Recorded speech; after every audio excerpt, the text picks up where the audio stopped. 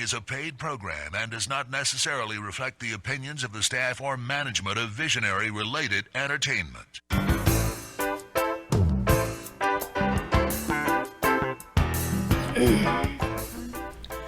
Aloha and welcome to Maui Nonprofit Notes.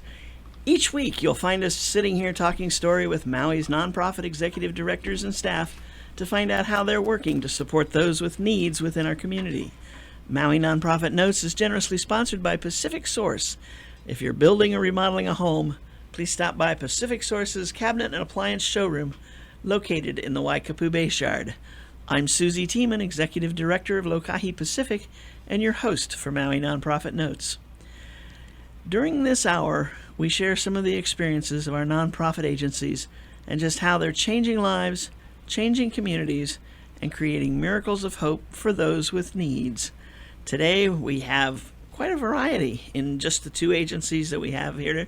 We're going to start off with the folks from the Maui campus of the Job Corps program, or the Hawaii Job Corps program, the Maui campus. And in the second half of the show, we're going to talk with someone from the Hawaii Community Foundation, a very important someone.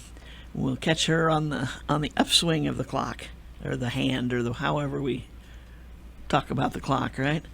But starting off the show, we've got Victoria Mendoza, who's the Outreach Admissions Counselor and from Maui Job Corps Center, and she's brought along three of her students to talk story about how the program is helping them, and what.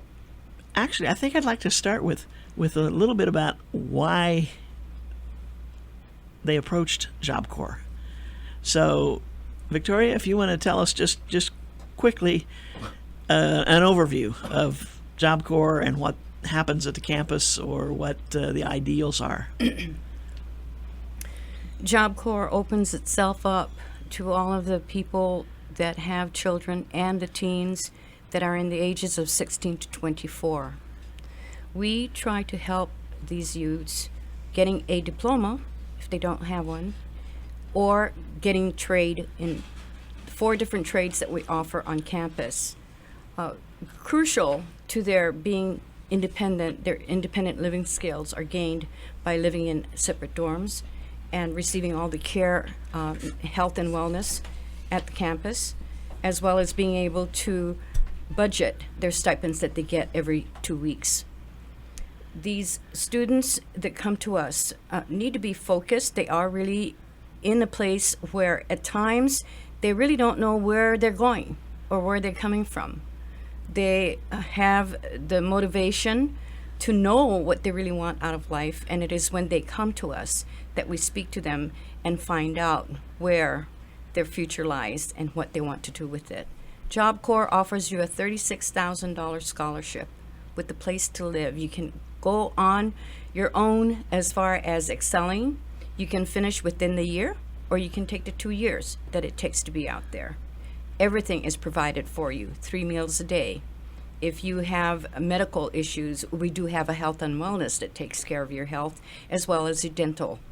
And the people and participants, the students that we have, are people that we take really careful look at. We really try to nurture them and support them in every way that they need to be able to grow and become successful in their careers. So for that being said, I would like to introduce the 3 of the participants that I chose today, because effectively they are the ones that will be able to represent Job Corps and what it means to them right now. I feel that they can come out and say, if you are their age, you would be able to relate. It's different from when I say it. I want you to hear it from them. Shania, you want to take it? Okay, so I'm Shania. I'm 17 years old, and what brought me to Job Corps was that I was having trouble in school, and so I heard from my counselors that Job Corps was the best fit for me. So I heard that you go self-paced. You can pick whichever trade you feel that is comfortable with, and you can also board there, and everything is actually paid for you. So that was the best part. Yeah. It's a head start on that next level Yeah, it is. at no cost. Yeah, it's very beneficial actually in the long run. So how close to graduating from high school were you? I was in half my junior year, and then I was having trouble, and then maybe 2 months after that I got into Job Corps, and yeah. And what did you have in mind when you went to Job Corps? What did you think you wanted to study? At first I wanted to take the nursing trade, Okay. but then I ended up coming here to office administration, which is good too, because some medical places need some office people. So yeah, that can also benefit me in nursing as well. Okay. So how close to finishing are you? I'm actually 100% finished. Oh, you are? Yeah, I just need to apply for a college. And that's the good thing. They don't let you leave unless you get accepted to college or you get hired for work. So you don't just get lost Yeah, you don't after get you lost. after you graduate. They stay right with you. Yeah. Okay. So are you applying locally Yes, I am. to UHMC? Yeah, UHMC. And that's going to be in nursing. Yeah, nursing. Cool. And you just missed. Well, no, you didn't just miss it. Hello, this is January. But the new semester, or is it semesters, or what kind of system are they on? Quarters? I think Semesters? Okay. So coming up? Mhm. We'll see, huh? Yeah. So now, I read too in the program that there's also some help with the cost of college? Yes, they pay for 1 semester, and they also help you with financial aid papers as well. So that can bring up a lot of stuff to help you out. Good. So the program that you've applied for, how long a period would that take you? I'm not quite sure yet. I'm still trying to apply for it when my counselor has time for me. Okay. Yeah. Very good. So when you finish, are we going to be seeing you at one of our hospitals or doctor's offices, or? Oh yeah. I mean, That's the goal, right? yeah. You said you were having trouble in high school. Was it with the classes that didn't make sense to you? Well, Or it's you didn't because need, or there's classes where everybody's supposed to be on the same page as you, or if you skip a day, you're like years behind them. That's what it feels like. So, yeah, Job Corps, you're at your own pace, so you can do everything the way you want to do it, as long as you do it, get it done. right? And then, of course, being able to get the funds to go on to college depends on how well you do. Yeah. So you've obviously done well. I mean, I guess. It works for you. It worked for you. Yeah. Great, Shania. Thank you. And who else do we have, Victoria? This is Nate. Nate is an FM. Go ahead, Nate. What's an FM? FM is facility maintenance, and they deal basically with electrical, plumbing, building, masonry, and a little bit of landscaping. Okay. Hi, Nate. I'm Nate from Maui Job Corps. I'm 19, and the reason why I joined Maui Job Corps was because it's a second chance, and when you get a second chance in life after you screwed up big time the first time, you can't let it go. So when I heard of Job Corps, I was like, hey, this is my second chance. I better not mess this one up. So I took it, and believe it or not, it's actually for the best.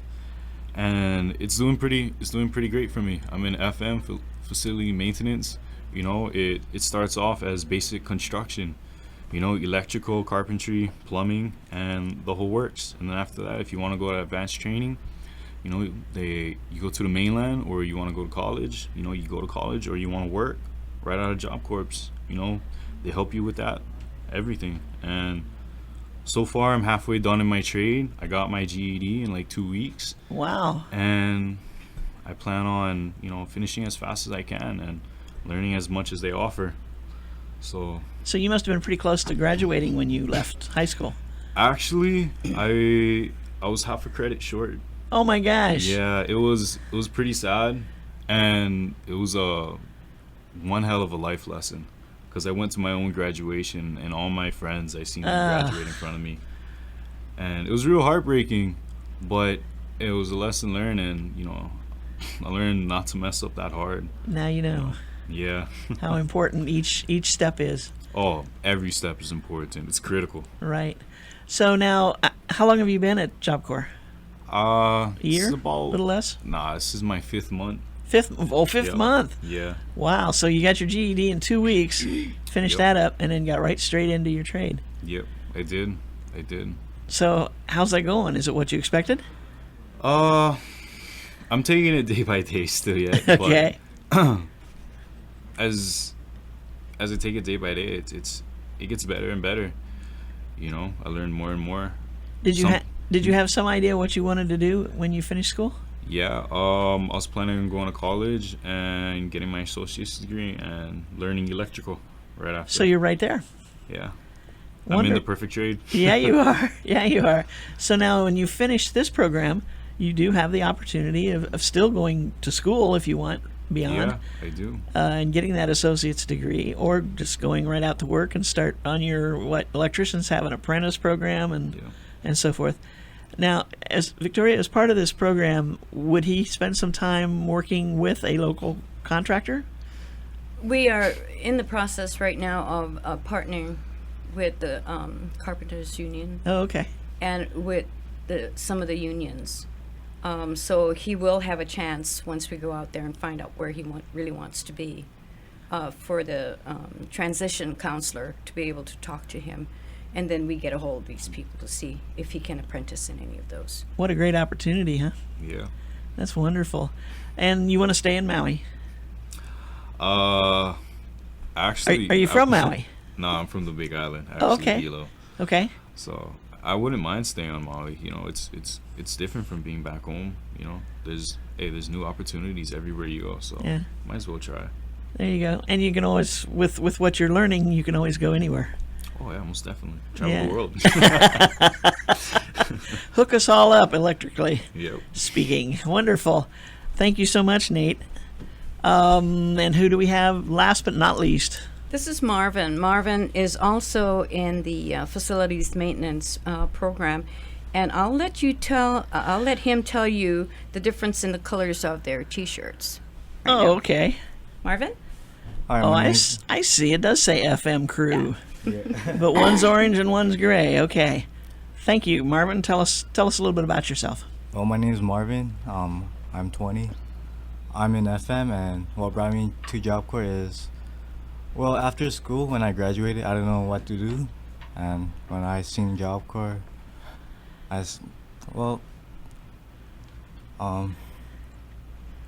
Looked like an opportunity. yeah, pretty much, yeah. The idea of being, I mean, it's for you having graduated from high school. Yeah. It's like, okay, do you go get a job? Can you get a job with just that high school degree? Did you know what area you wanted to get into, or do something like Job Corps and have your choice of things to learn? Right. At again, we're talking about no cost to you, which is wonderful. Right. I was thinking of going to college, but like college wasn't my thing, so I decided to go to Job Corps where everything is paid for, free housing, free meal, and the experience I can get from them is great. So now, how long have you been at Job Corps? I've been in Job Corps for 17 months. 17 months. Oh, you're getting close to the end then. Yes. So what happened? What specific area of facilities maintenance are you studying? Well, I'm studying all of it: electrical, plumbing, carpentry, landscaping, all of it, different stuff. And no favorites yet. My favorite is carpentry, where like I make little boxes, cabinets. Oh, finish carpentry. Yeah, good. That's neat. So now, with roughly 7 months to go, what's your hope for when you finish? I'm hoping to go to a carpentry union Okay. to learn electrical, and maybe work for a big company. You want to stay here on Maui? Yes, Are you from Maui? I'm from Maui. Okay. Cool. So kind of helps, Job Corps helps to open doors that perhaps you couldn't get opened on your own without a lot of time and energy and effort, and maybe never. Yes. And on that note, that was a bad note to end on. We're going to take a short break, and we'll be right back with Shania, Nate, Marvin, and Veronica. Aloha from Pacific Source, and thank you for your support over the years. Pacific Source has offered more of what builders and homeowners value most in building materials and cabinet design. We've done this by offering superior customer service and products, as well as by designing kitchens and baths that are intelligent and elegant while staying true to your vision and budget. Visit our showroom in Waikapu in central Maui, where we display a variety of cabinets as well as top-name appliances like Sub-Zero, Wolf, Viking, KitchenAid, and more. We display countertops, tile and wood flooring, and several brands of windows and doors, including Fleetwood multi-slides and La Cantina folding doors. Come in and talk to our designers about making your dreams become a reality. From concept to completion, we really believe our attention to detail and superior service are what sets us apart. Let us show you what we mean. We are a Pacific Source at 515 East Oahe Way in the Consolidated Base Yard in Waikapu, just off Waiko Road. Call us at 986-0380. That's 986-0380, or look us up online at packsource.com.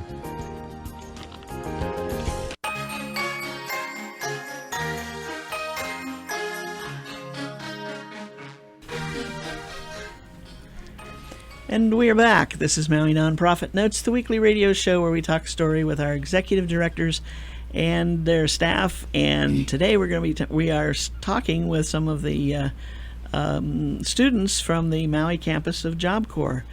Shania, Nate, and Marvin have told us their stories of why they went to Job Corps and how it's in each case it's proven to be the answer for them to continue their education and get into their job fields and careers. Marvin, we were talking over the break a little bit about you guys have got different colored shirts on, even though you're both in FM crew shirts. Can you start over again with how the color shirts work? Well, the colors is when you're at 20%, that's when you get your first gray shirt. That is when you come into trade. After like you reach at a certain percentage, like at 60, you get your orange shirt. Your yellow shirt. And with that yellow shirt, you need a permit to get it. And when you're at 80%, you get your orange, and you need your license. So you're ready for your license. Already got it. You got it. Yeah. Cool. So now you're 17 months into the program. How many more months do you think you're going to be there? I think I have two more months. 2 more months? And then you're hoping to get into a union job, or at least talking with the unions to get a job. Yeah. And learn on the job. Then the on-the-job training starts. Yes. Now, in this field, is there like an apprentice program that you probably would be in? I know there is a kind of electrical, yeah, has an apprenticeship. Oh, there is. It's like, well, for mine, I had to talk to my instructor that is he has the connections for the carpentry union, and he can maybe like help me, like hook me up with them. That's great. So 2 months, wow. And Nate, you're fairly new, but you're moving pretty quick, huh? Yeah.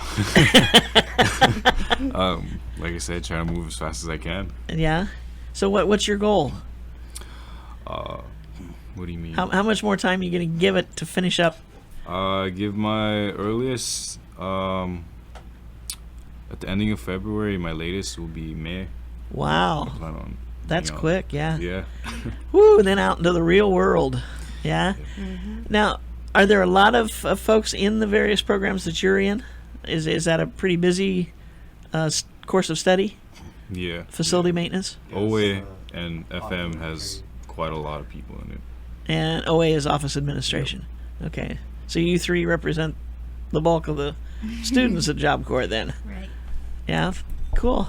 Shania, I forgot. Are you from Maui? Yeah. You are, okay. Do you live on campus? Yes. Yes, okay. So all three of you are on campus. Victoria, are there some students that don't live on campus at this point? I don't know of any that don't. However, they are able to if they want to. The only difference is they do have to be back at a certain time. Right. You know, and I don't think that that would be in the best interest of their parents as well as trying to get them there. So as far as I know, I don't know of anybody so far that is off campus. Gotcha. How's the food in the cafeteria?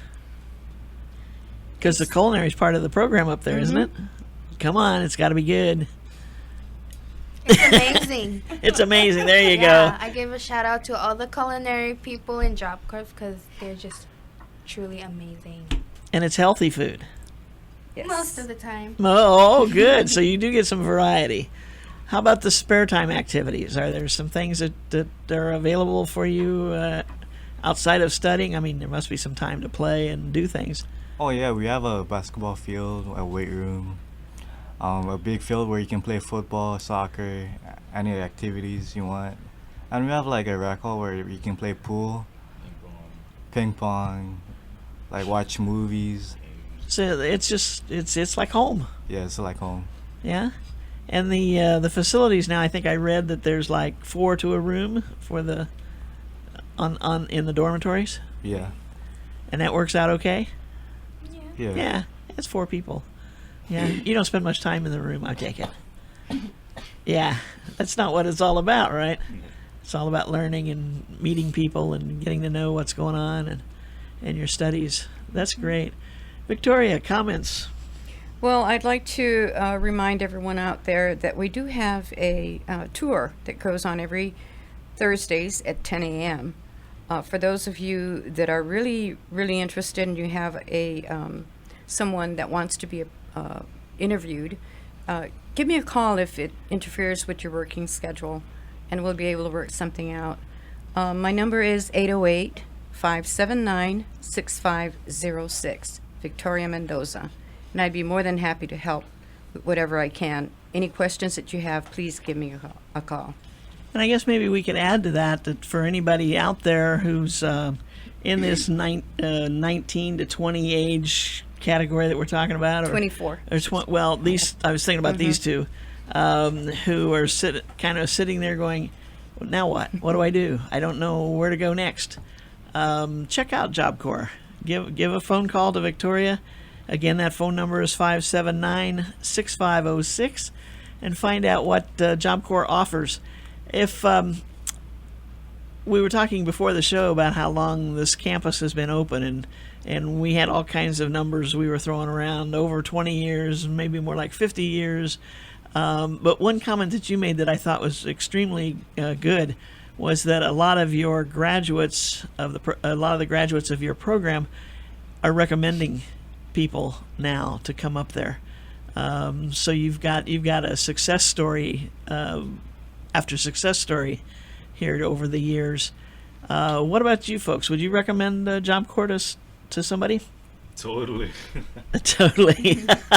That says it all. What else can we say after you said that?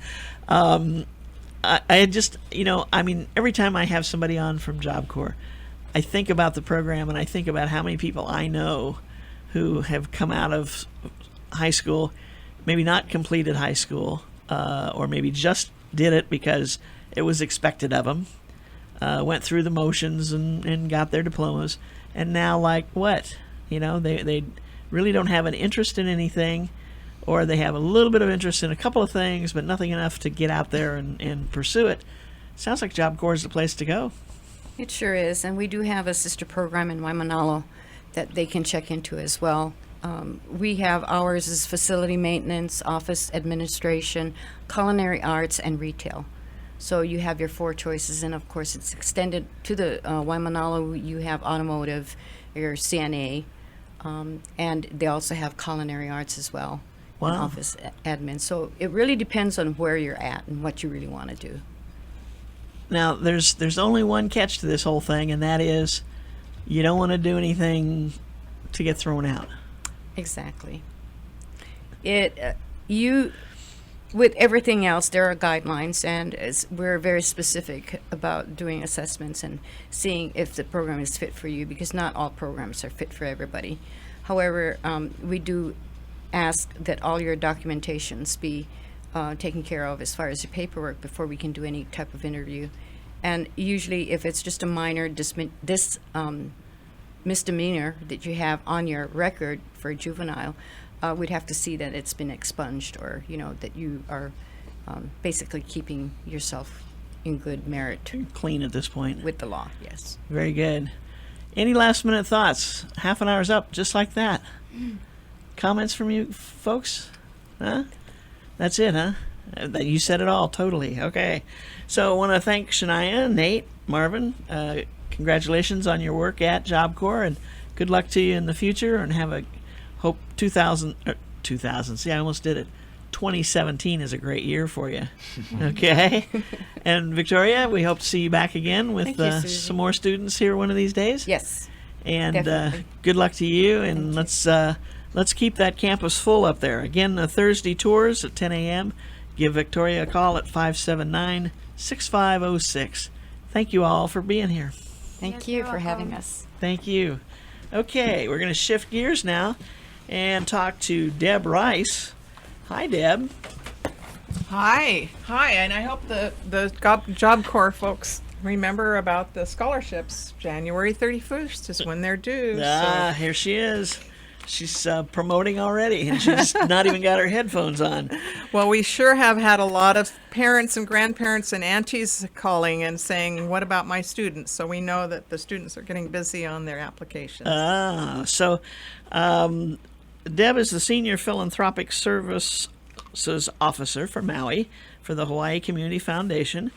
And just quickly for the audience, in case there's anyone out there who doesn't know what the Hawaii Community Foundation is all about, can you give us a quick thumbnail? Sure. Hawaii Community Foundation is working on 101 years. So we are a statewide community foundation, and we have local knowledge and statewide presence. So we have an office in Kahului, and there's one on Big Island, two on Big Island actually, and one on Kauai, as well as our Honolulu office. And we really work to make community change and support nonprofits and support students and help donors make their choices to make an impact.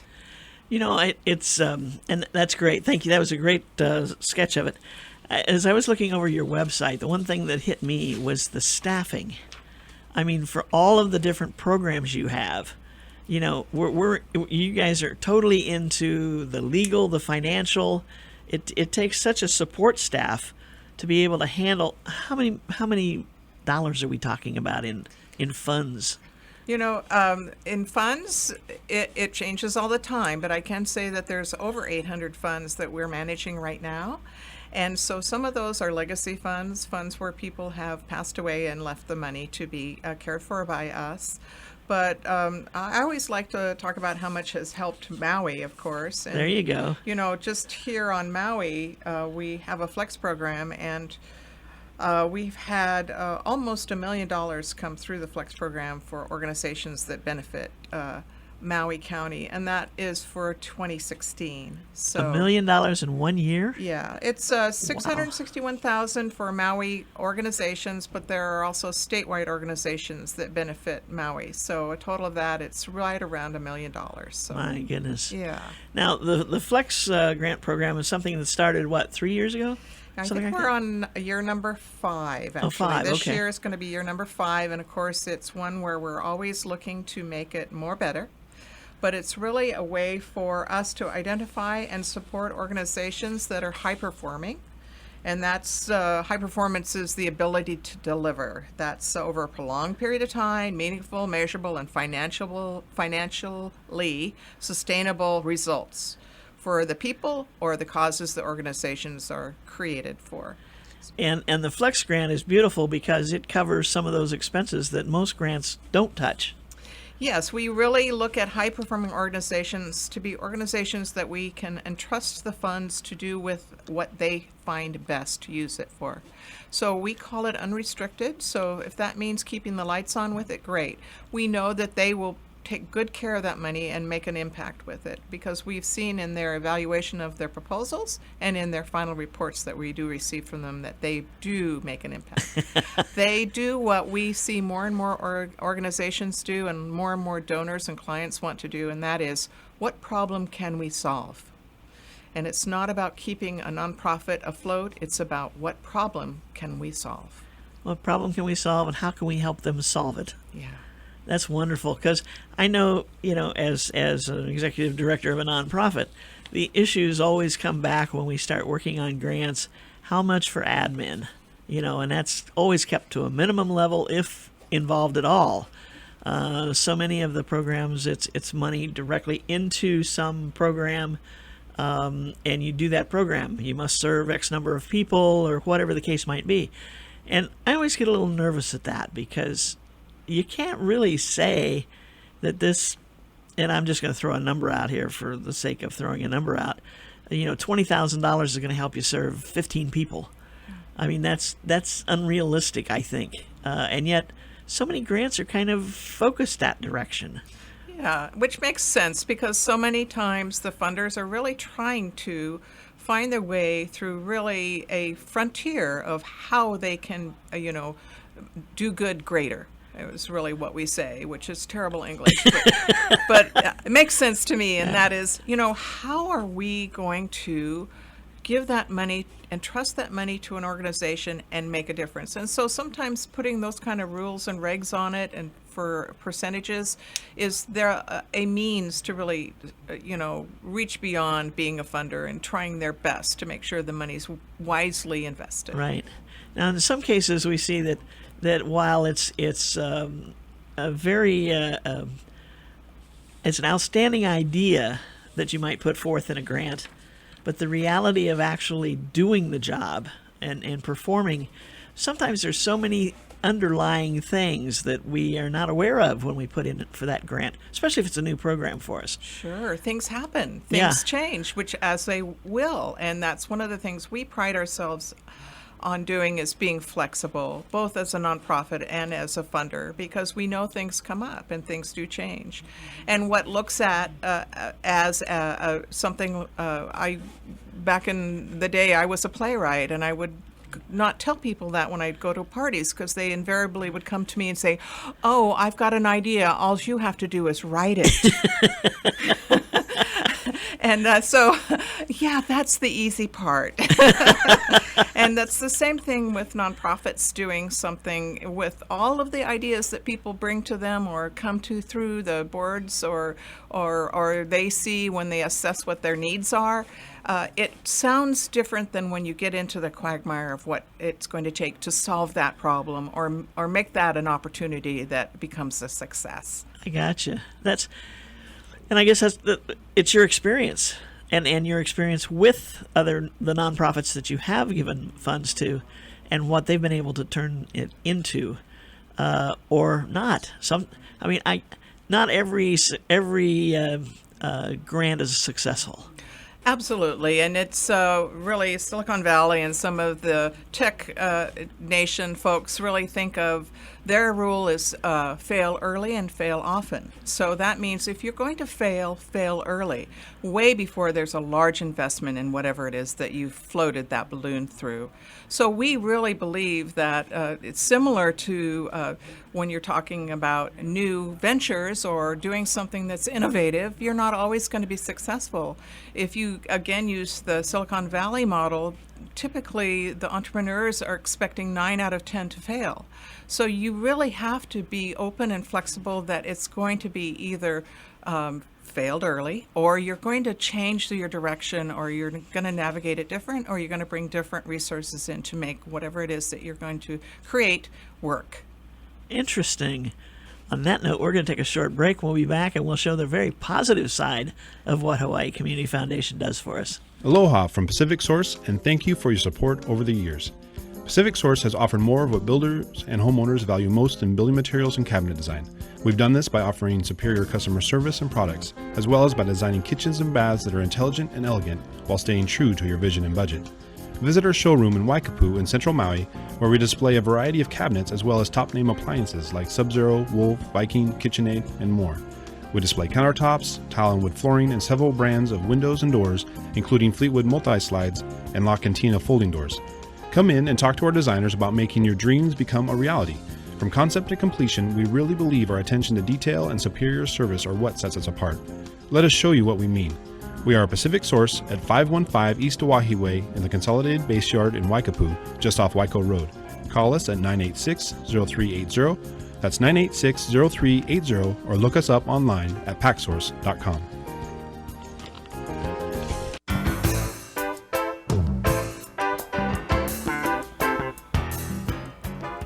And we are back, and boy, today's show is just moving along so fast I can hardly keep up with it. I wonder who's calling the shots behind the scenes, but anyway, it's going great, and this is Maui Nonprofit Notes, talking story right now with Deb Rice, who's the Senior Philanthropic Services Officer for Maui, the Maui office of the Hawaii Community Foundation. Before the break, we were talking about, Deb was talking about the Silicon Valley theory, fail often early. 9 out of 10 tries don't work. The 10th one is just a gangbuster. I mean, that's the object, right? You've learned from all your mistakes, and now put that final out there, and it just takes off. We hope. But can nonprofits afford to do that? Yeah, that's such a good question, because no, they can't. That's the problem. They're not necessarily in that position to be able to do that. And talking a little bit more broadly about funders investing in nonprofits, not just the Flex program, but just broadly, because we do have donor advised funds and other private foundation contracts. We work with a number of private foundations and assist them in determining how they're going to invest. Some of the different funders and donors really have an acuity to go in that direction, where they do want to help startups, or they do want to help nonprofits to do something that's different or innovative. So do they kind of catch on with them and work with them over a period of some years and fund this idea because they see it coming to fruition? Yeah, a good example actually are our initiatives that we have. One being the Housing ASAP, where we have a group of all the nonprofit providers for the homeless and the unsheltered who come together and as a network figure out what can we do that will make this problem be solved. And so that again is very innovative, and there are a number of funders, including the foundation, who invest in this. So yes, and when we say fail early and fail often, it doesn't mean that we want things to just be thrown and kicked alongside the road. It's that we start to determine what is it that's working and why is this not working. So one of the things that we really bring with our statewide presence and our local knowledge is us boots on the ground folks, where we have a very special position, being knowing what's going on in the community, living here in the community, having a sense of where we're going and where we've been, and knowing the nonprofits, and at the same time being able to communicate that to the donors and to the funders on what those benefits of their giving have provided. So we see ourselves in a very special position compared to some other donor advised funds that are often the choices that clients make because they're easy, the checkbook charity giving, where you go through some of the financial institutions. So you and your staff kind of jump in and assist. I mean, you're always available for a phone call or a consultation on something that maybe isn't quite working, either under the grant that you've received or in preparation for applying for a grant. Sure. A lot of it is just doing that matchmaking. For example, if nonprofits go to our website and check out what our next calendar is going to be for 2017 for funders, each of those private foundations that you'll see on that list have very specific focuses. Just as you hear about kind of the larger context of the foundation world, for example, Bill and Melinda Gates Foundation, where one of their goals is curing malaria. So you'll see that in almost all foundation work, and almost all foundation and donors in another sense do that also. They have a real sense of trying to make an impact. The days of where you give out to several different nonprofits is probably changing. It's now become where people really do want to focus on maybe 3 to 5 nonprofits or even fewer, and do some way of really making a difference that they can see that investment. So you can see that the amount of money if it's spread out too thin, doesn't help Yeah. and may in fact hinder. Yeah, and the problem is that it does take a significant investment to move that needle. Not saying that it's not a great thing to give to an annual fund or to give to a small amount to each of the different nonprofits. And at the same time, there are some donors who really do see that if they do focus in on what their priorities and values are, they can see that needle move, and they can be part of it. Interesting. And the success of it. Yes, absolutely. That's what we're looking for. We often say in the nonprofit world that we're trying to put ourselves out of business Yeah. by solving some of these issues, whether they're social issues, medical issues, whatever the case might be. Reality, I think, is that it seems like the problems are always one step ahead of us. We solve this problem, then this one happens, pops up. Yeah, it's a little whack-a-mole. Run that by me again. Whack-a-mole, where you got the moles and you whack them, and there's another one. Whack-a-mole. Oh, okay. All right. Oh, hello. I think you folks had to see the visual that she gave me on that one, just to see about whacking the moles. I bet they all know about whacking moles and how another one pops up. I probably, yeah. I don't think I've ever heard it called whack-a-moles. Okay. Anyway, I learned something. I always learn something on this show, and that's part of why I love doing this show. So we talked about new nonprofits, and you said they must be in business for 2 years minimum before they can apply For a flex grant. for a flex Correct. grant, because it is unrestricted. And because it's about high performance and Oh, really right. having the history is going to help us know what is high performing. Okay. And we're not talking about large organizations. It can be an all-volunteer organization and still be a high-performing organization. Right. I got you. So if somebody is starting a nonprofit, do you have something they can turn to for help in organizing it? Absolutely. I think it'd be really great if they turn to the nonprofit, Maui Nonprofit Directors Association. One of the biggest heartbreaks I see is when someone walks in our door and they say, I'm going to create a nonprofit and it's going to solve this environmental or this child welfare issue. And have you talked to any of the nonprofits already in existence, I say? And they, oh, no, but I want to do this really badly. So often that is a red flag for us, that if someone starts a nonprofit and hasn't looked at what has already been created, where they can actually become a program or a project of an already started nonprofit. And as you know, Susie, starting a nonprofit is not an easy task. And it was really not that long ago that there were no nonprofits. So they started to really grow in the 50s and the 60s. And now we have about 730 and some change number of nonprofits in Maui County.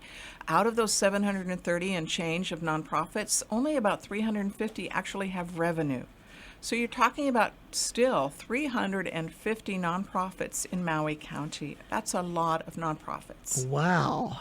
That is. Now that takes in, though, we were talking about athletic teams, and different other things, the school activities that may create a nonprofit to be able to raise money. Yeah, anything that has the 501c3 IRS designated letter where Right. they've been told they are a 501c3. There's still a lot of service clubs. There's some clubs that are, not nonprofit, but they still do great work. Right, So- right.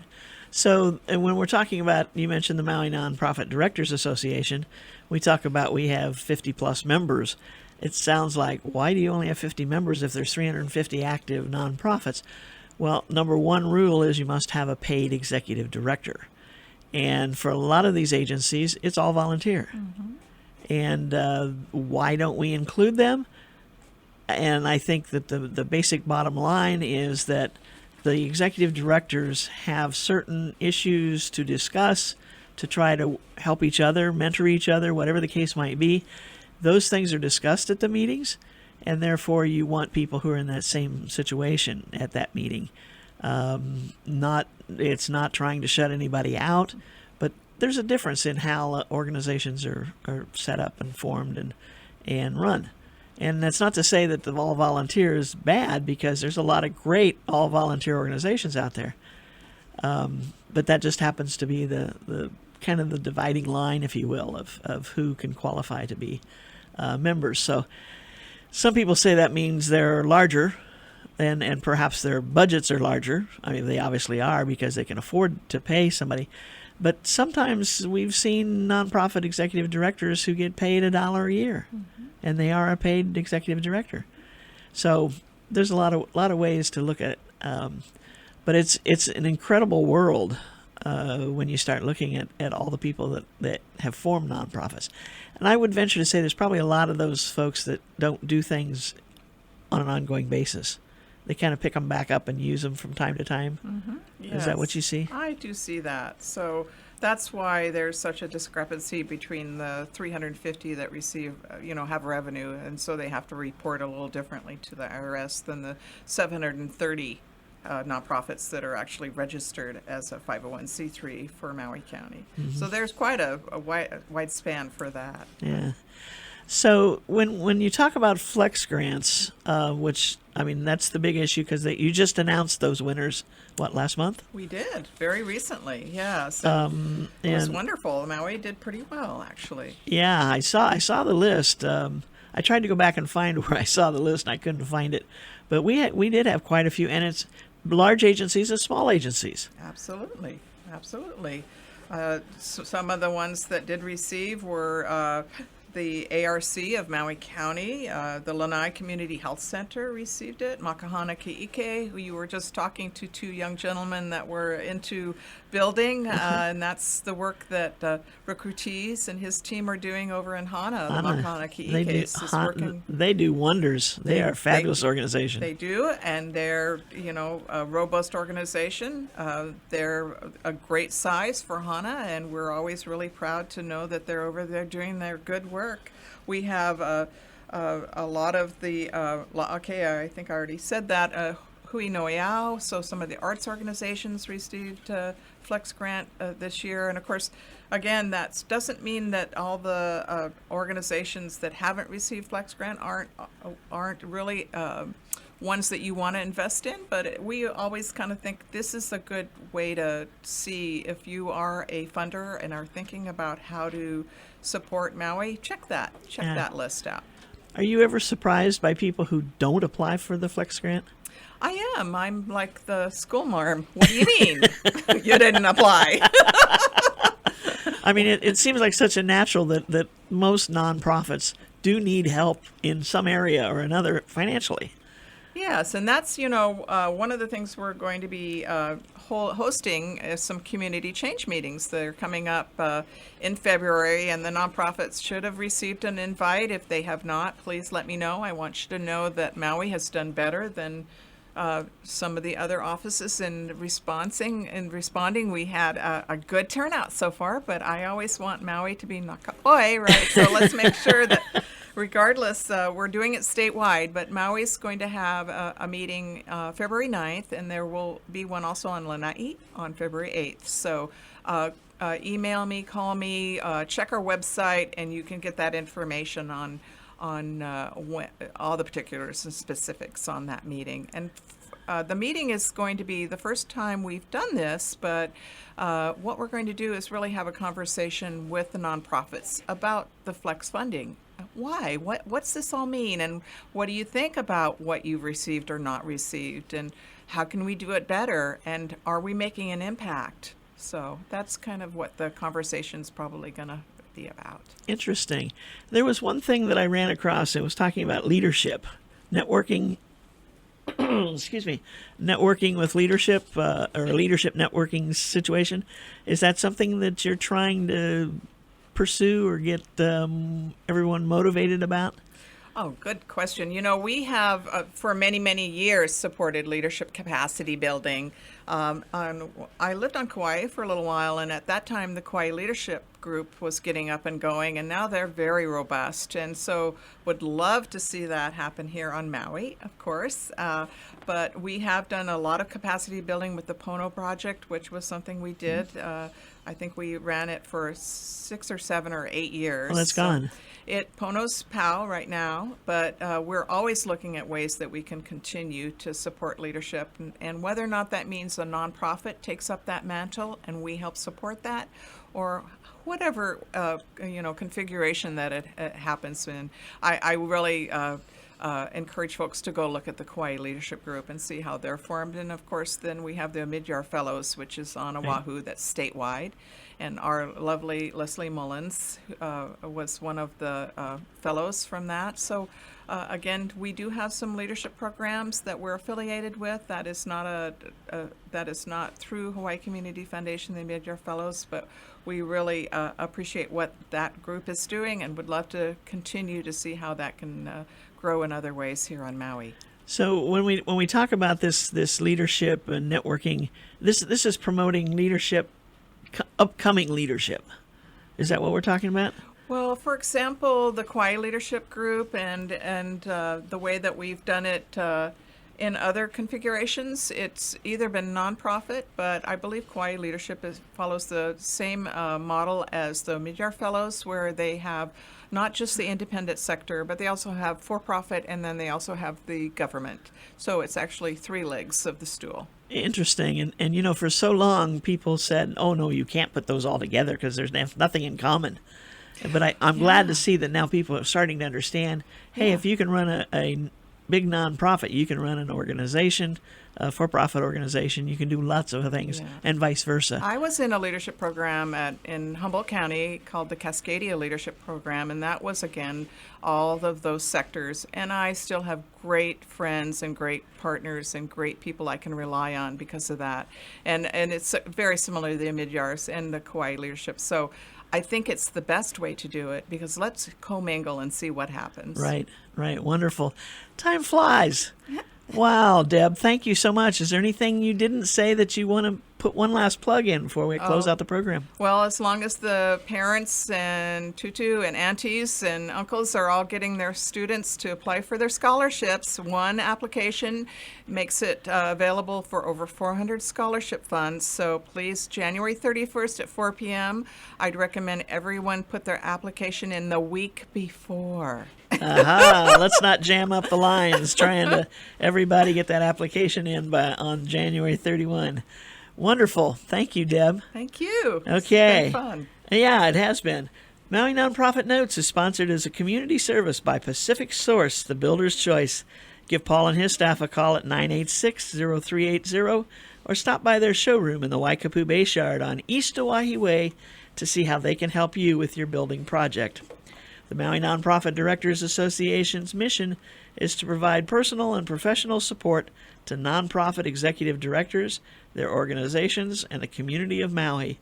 Please visit our website at www.mauinonprofit.org for a list of member agencies. And if you see one there that you're interested in, please go to their website and check them out. Hey, it's 2017. Good year to volunteer. Give them a try. Give them a call. Today we visited with Victoria Mendoza and 3 of their students, Shania, Nate, and Marvin from the Maui campus of the Hawaii Job Corps, and talked about what they're doing.